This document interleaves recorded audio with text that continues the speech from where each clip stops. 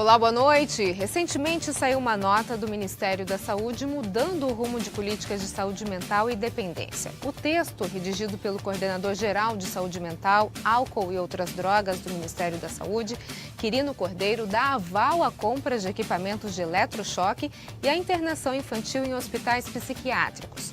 Apesar da nota oficial, o ministro da Saúde, Luiz Henrique Mandetta, diz desconhecer o documento e admite que o assunto é bastante polêmico.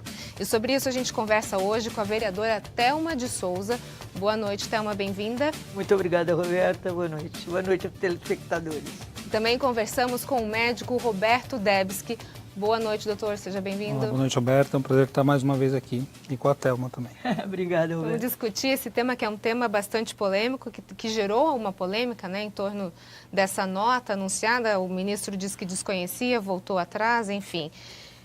Para a gente entender um pouquinho melhor, doutor, como é que funciona a política de saúde mental?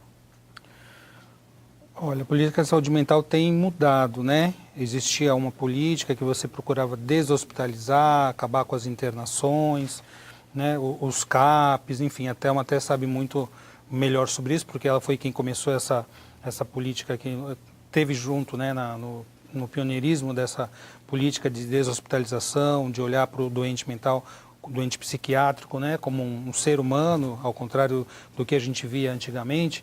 Mas existe aparentemente esse apontar para uma nova política. E nós, né, como profissionais da área da saúde, saúde mental também, precisamos estar atentos para o que vai acontecer, porque, como o próprio ministro falou, como é algo muito delicado, um tema muito polêmico, isso não pode ser decidido numa canetada da noite para o dia.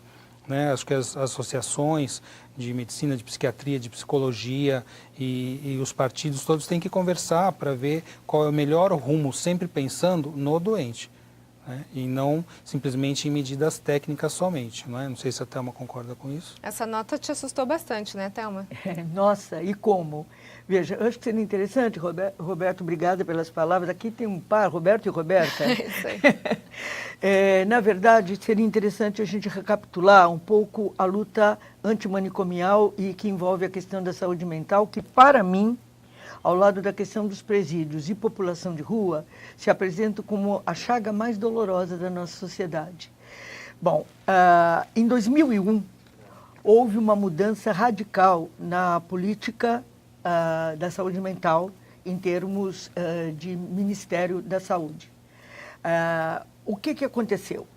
A partir de uma experiência que aconteceu aqui em Santos, eu pude participar disso, que foi a Casa de Saúde Anchieta, que a gente acabou fechando, isso proporcionou um movimento muito forte, precursor, para que a gente pudesse dar diretrizes para uma nova concepção de saúde mental.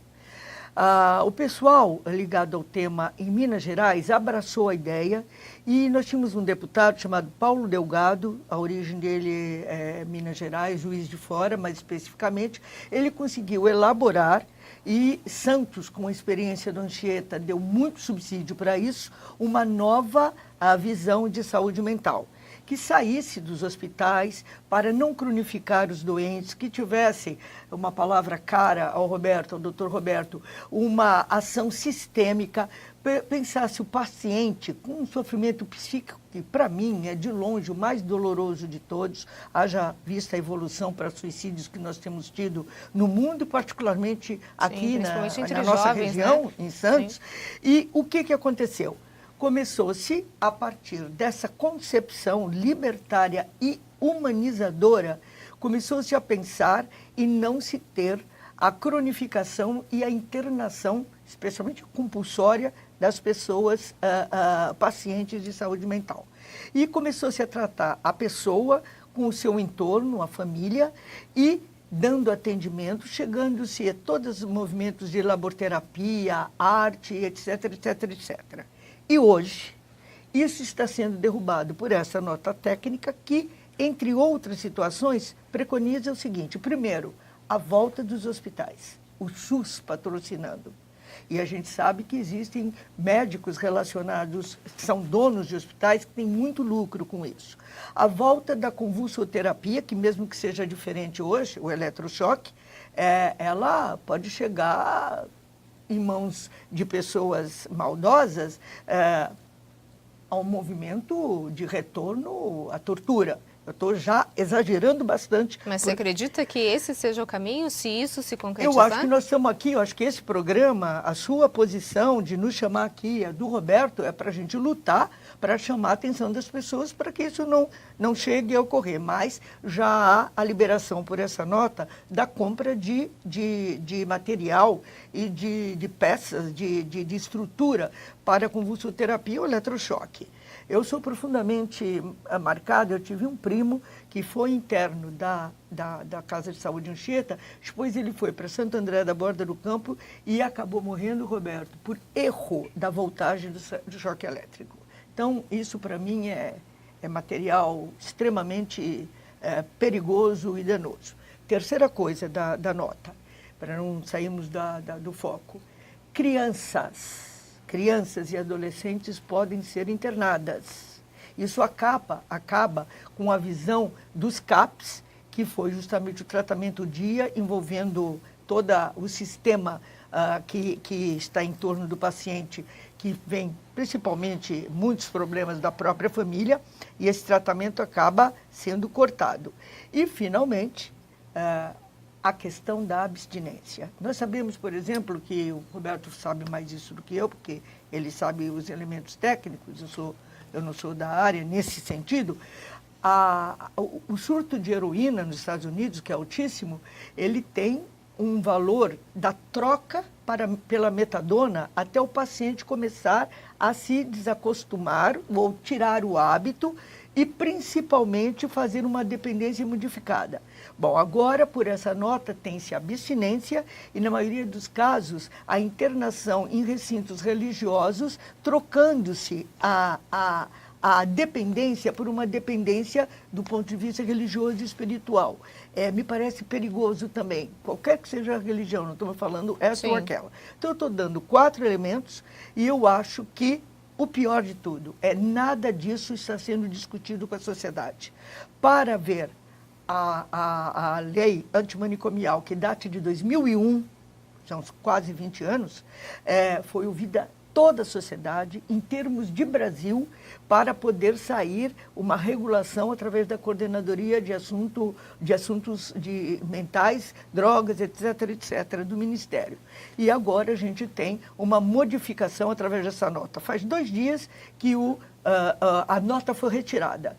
E eu espero, agora ela retornou aos conselhos, mas a sociedade como um todo, os agentes que vivem, como o Roberto, como você mesma, que está patrocinando, eu, que sou presidente da Comissão de Saúde aqui na Câmara de Santos, possamos ser ouvidos. Então, é um momento arbitrário, de cima para baixo, que tem, no meio da questão toda da saúde mental, enquanto necessidade do Ministério, de regras muito claras, tem a falta de democracia na discussão.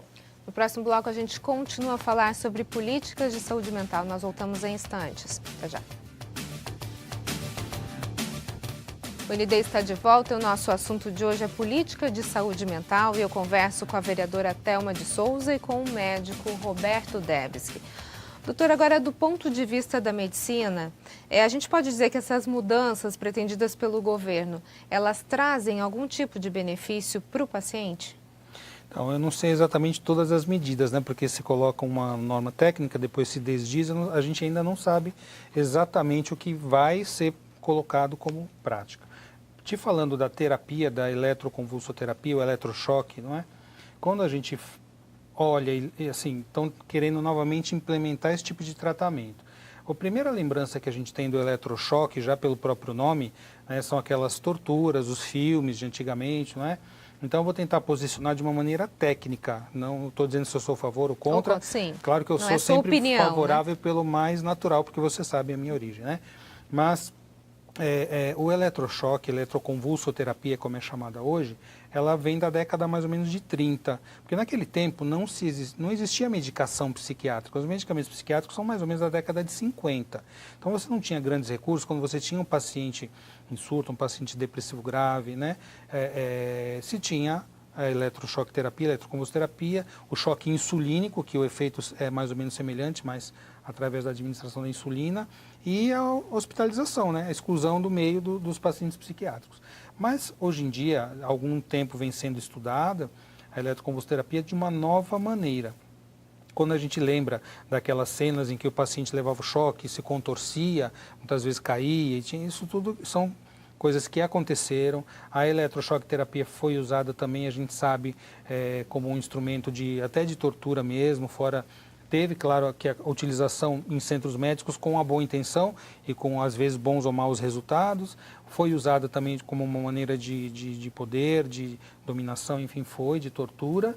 E hoje em dia há estudos feitos, estudos em centros universitários, a gente tem 3 meta-análises, que são centros em vários locais de pesquisa, vários centros universitários, mostrando que existem algumas indicações bem precisas para a eletroconvulsoterapia. E que indicações seriam essas? Então, uma delas é a depressão grave.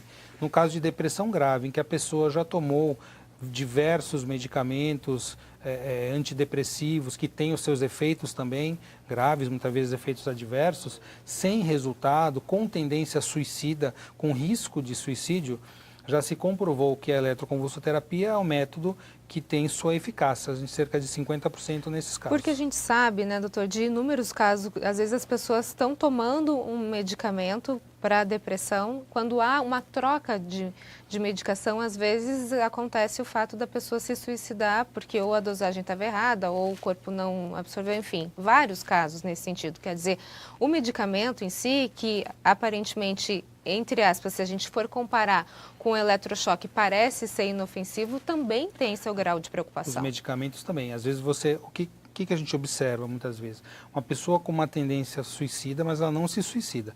Às vezes ela começa a tomar o medicamento psiquiátrico e ela melhora um pouco e se suicida. Porque faltava até a força para ela se suicidar. E com o início da melhora com a medicação, há muitos casos relatados disso, a pessoa vai e suicida. Nesses casos da eletroconvulsoterapia, são casos graves de depressão, em que há um risco iminente de suicídio e você também não tem nem o tempo daquela pessoa esperar as 3 ou 4 semanas, que é o tempo do início do efeito da medicação antidepressiva, ou nos casos em que a pessoa já tomou muitos medicamentos e também não teve resultado. Existem casos também, por exemplo, nas gestantes, por incrível que pareça. Fala, nossa, gestante receber eletroconvulsoterapia, porque muitas vezes não pode receber medicamentos por causa da gestação, e há alguns protocolos, eu li sobre isso, que se faz com gestantes também. Isso não interfere no feto? Então, pelos estudos, não. Agora, a Thelma tem um outro posicionamento, né, Thelma? Até por conta da sua experiência. Eu estou vendo a questão técnica, né? Mas eu acho assim, eu tenho certeza que o Roberto concorda comigo, porque como ele abraça uma visão de medicina pela homeopatia, um tempo do organismo, é um tempo da vida, eu acho que todo o cuidado que se tem a ter com a questão da convulsoterapia tem que existir. Porque não é ela em si, é o uso que pode se fazer dela.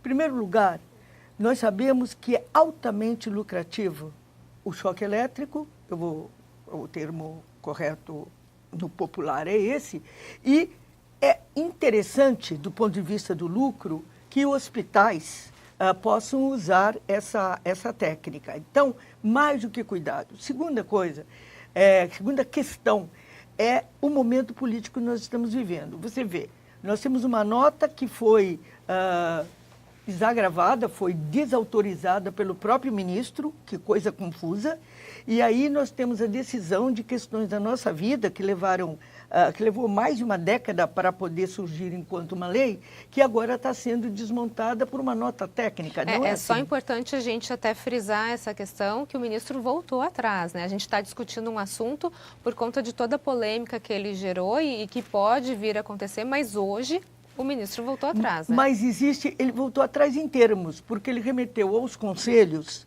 a essa possibilidade de discussão.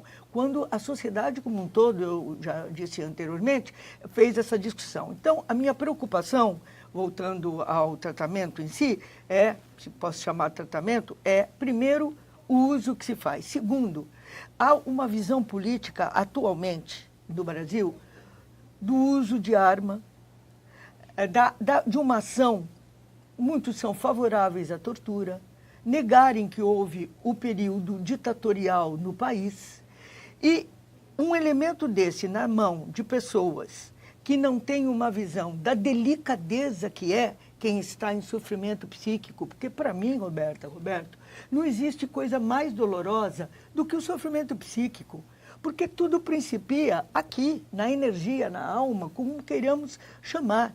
E se você dá um elemento que pode vir se tornar um elemento de tortura, e como eu disse, eu tenho um óbito na família por choque elétrico, eu acho que nós temos que estar muito atentos, porque é lucro, hospitais têm esse interesse, os conselhos, para quem foi remetida à discussão há 2 dias atrás, mais ou menos, há pessoas que representam interesses financeiros dos hospitais e de um setor de medicina que opta por ser assim, que eu discordo profundamente, e eu acho que a gente tem que discutir profundamente. E eu comecei na política, embora meus pais tenham sido políticos, meu pai foi presidente da Câmara de Santos, e ele foi, na ditadura, ele perdeu o mandato, ele foi cassado na ditadura. Minha mãe substituiu a posição dele, e eu comecei a luta, eu, enquanto protagonista, de que forma? Com um grupo, com o doutor Stamato, com a Bel Stamato, que muitos conhecem, o Domingos Stamato já se foi, lamentavelmente. A Bel está aí, professora na Unisantos, muitos de nós conhecemos a querida Bel. E a gente começou na luta contra a questão do choque elétrico. Eu termino aqui, para passar a bola aqui, para não ficar sem trás de mim, dizendo o seguinte, muitos filmes já foram feitos sobre isso. O Estranho no Ninho, que é um filme com o Jack Nicholson, que já vai 3 ou 4 décadas, ele mostrava a impregnação por remédio, que você chamou a atenção do Dr. Roberto sobre isso. Quando nós chegamos no Anchieta, um lugar onde cabiam 240, 250 pessoas, tinha 600, a maioria dormindo ao relento, muitas cronificadas, a gente tinha, inclusive, ações de choque elétrico, e tem, no YouTube tem um vídeo curto sobre a questão da intervenção que nós fizemos. Eu estou ainda de cabelo preto, desse tamanho, Ticanório, Davi Capistrano, o Arthur Chioro, o Zanetta, a turma daquela época, né? E o depoimento de alguns pacientes, especialmente uma mulher. E ela disse assim, quem quiser pode ver. Quando me dava aquilo, parecia uma galinha estrebuchando, ela usa um termo assim. Ficou até um pouco cômico, mas é dolorosamente cômico. E o medo que eu tenho, a preocupação, acho que é a melhor palavra, é que na mão de pessoas sem a visão da delicadeza do sofrimento psíquico, que esse instrumento possa se tornar tortura, e aí é o pior dos mundos, porque vamos estar retornando a quase meio século de discussão. Não é possível isso. Ok, no próximo bloco a gente continua a falar sobre saúde mental. Nós voltamos em instantes. Até já. O ND está de volta. O nosso assunto de hoje é política de saúde mental e eu converso com a vereadora Thelma de Souza e com o médico Roberto Devski. Bom, gostaria de falar agora sobre a questão da redução de danos. Você afirma que Santos foi pioneira na implementação do programa de redução de danos, é isso? Pois é. Na verdade, nós tínhamos uma equipe, né, que teve sua origem de aprendizado em Trieste, na Itália. O Dr. Ticanori foi a ponta de lança dessa situação. O Dr. Lancetti, já falecido, foram os interventores da Casa de Saúde Anchieta, quando eu era prefeita, e quando o Dr. Davi Capistrano era o secretário de Saúde. E, na verdade, quando a gente começou essa nova visão do tratamento, da questão da saúde mental e dos tratamentos, a gente modificou, primeiro a gente abriu a Casa de Saúde Anchieta, que ela evoluiu até o momento em que ela foi fechada, e foi em 1991. E essa política de redução de danos, ela foi tão forte, e é tão forte, que ela acabou, um projeto meu, que já foi aprovado, e dia 4 de novembro é o dia que é, em Santos, o dia para nós lembrarmos a redução de danos. Então, já estão todos convidados. Eu citei a metadona, que é um paliativo para a questão dos opiáceos, da heroína. Os Estados Unidos usam muito. Veja a nicotina. Vamos pegar um vício que é banalizado, mas dificílimo de ser talvez o mais difícil. Né? Um dos mais difíceis, né? Porque a nicotina é pesada, né, Roberto? Só para corrigir, acho que é dia 24, né? Desculpa, dia 24, corrigindo, isso. o dia 24 de novembro, o dia da redução de danos, um projeto na cidade de Santos. Voltando. O que você faz? Você tem que desacostumar, o Roberto vai falar sobre isso com muito mais propriedade do ponto de vista técnico, mas você vai ter que desacostumar esta dependência. Você não pode trocar uma dependência por algo que seja pior. Então você vai fazendo esta troca e aqui em São Vicente nós temos a ADESAF, que é coordenada pela queridíssima Fernanda Gouveia, que trabalha nessa questão e ela acabou sendo chamada para dirigir um programa na Cracolândia, em São Paulo, que é de longe uma das questões mais tristes que acontece é a dependência do crack. Então, como eu não saberia dizer qual substância vai ser trocada por qual, mas, em resumo, a redução de danos significa você dar um paliativo para você ir tirando o hábito original, ele ficar enfraquecido até a pessoa chegar a por decisão própria, a possibilidade de se afastar totalmente da dependência. É um protocolo, né? Porque todo medicamento, todo psicotrópico, ele tem um efeito orgânico. Ele altera o cérebro, libera uma série de substâncias e a pessoa cria uma dependência. Tem a dependência química, tem a dependência psicológica. E você não pode simplesmente chegar, não vai parar a abstinência, tem que parar de usar. A pessoa ela entra em síndrome de abstinência, pode surtar, pode ter uma série de consequências negativas quando isso ocorre, se você fizer uma abstinência. E a redução de dano através de medicamentos, você vai reduzindo. Não é como se você trocasse, mas você tira a droga e você coloca uma medicação que vai ser controlada, observada, e você vai reduzindo, trabalhando com isso, com doses menores, até que a pessoa possa sair disso sem tantos efeitos. Mas claro que isso é só o começo também. Esse processo leva quanto tempo? Depende de cada pessoa. Depende do nível de adicção, depende da cronicidade, enfim, uma série de fatores, né? Mas uma palavra que é cara para o Roberto é sistêmica. Então, quando você vai fazendo a troca, você tem que ter outros elementos. Você tem terapia, você tem laboterapia, sim, você tem a construção, eu vou simplificar, Roberto, você me ajuda nisso, de fazer com que a pessoa tenha um apreço por si de uma maneira diferente. Então, você faz a troca, você combina com outras terapias para um tratamento. É um caso muito grave, a adicção. Né? Não tem como você falar, não, só a medicina vai resolver isso, porque não vai. Nem só a psicologia, você tem que ter toda uma abordagem realmente sistêmica. Okay. Não é fácil. É um assunto que vai dar pano para manga ainda, mas infelizmente o nosso tempo acabou. Gostaria de agradecer Thelma, Dr. Roberto Debski, muito obrigado pela participação de vocês. Ainda teremos muitas oportunidades para discutir esse assunto. Nós que agradecemos essa oportunidade. Um beijo para você e para o telespectador. É um prazer estar aqui mais uma vez. O ND fica por aqui. Uma ótima noite para você. Fica agora com o Jornal da Band. Até mais.